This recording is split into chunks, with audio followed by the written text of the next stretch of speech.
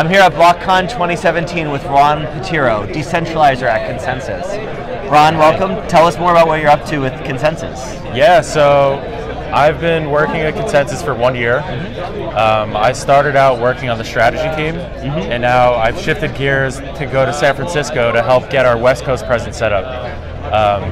So doing that, been helping plant the seed for Consensys, get us planted in the Bay Area, make our few key hires, and get us off to the races, get blockchain take over the world, and start in the Bay Area. Yeah. So for people who are new to blockchain and haven't heard of Consensys yet, tell us more about what Consensys is. Sure. So Consensys started before Ethereum actually launched. Our founder, Joe Lubin, is also co-founder of Ethereum. So Consensys started basically as a research company. We wanted to hire smart people and give them a high degree of freedom to build whatever they wanted, whatever they thought that they can do with the technology. So that's still a part of our DNA. We have a high degree of freedom for people to work on the things that they think are going to have the most impact. Some of the most promising blockchain entrepreneurs I know are spokes within Consensys and projects are spokes within Consensys today.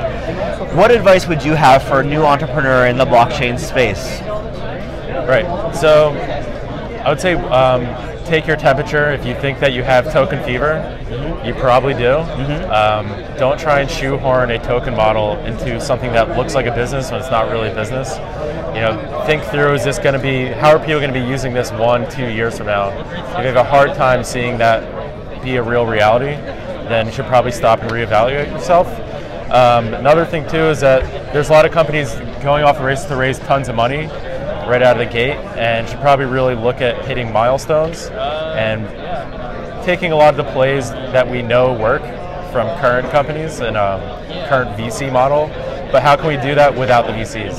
How can we do that with making intelligent decisions that are informed by actual market dynamics and proof that the market wants your product, but having it financed by the people who use it or the people who might want to use it.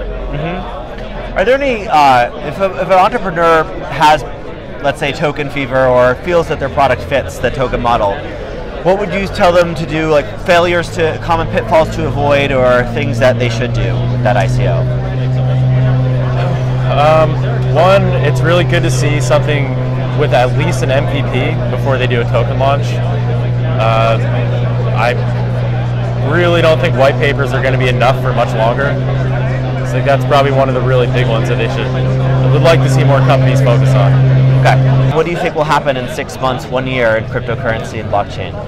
Yeah, so I mean, overall trend that I think is going to happen, it's hard to put a timeline on it, but the way I think it's going to play out is that there's going to continue to be the Cambrian explosion of companies raising money.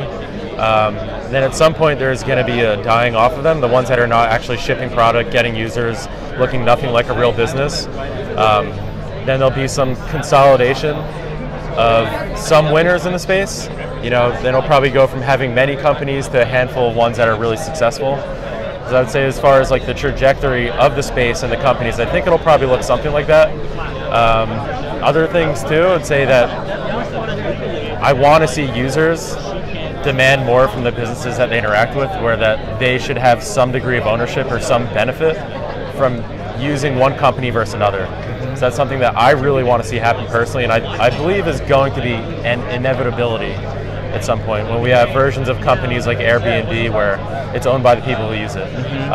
That's what I've been working toward, and that's what drew me to blockchain space, and I'm ready to make that happen. Well, Ron, I'm a big fan of what you're doing. Thanks for being a visionary in the space and for helping build some of the most exciting companies in the blockchain space. Yeah, thank you. Absolutely. It's a pleasure. Yep, my pleasure.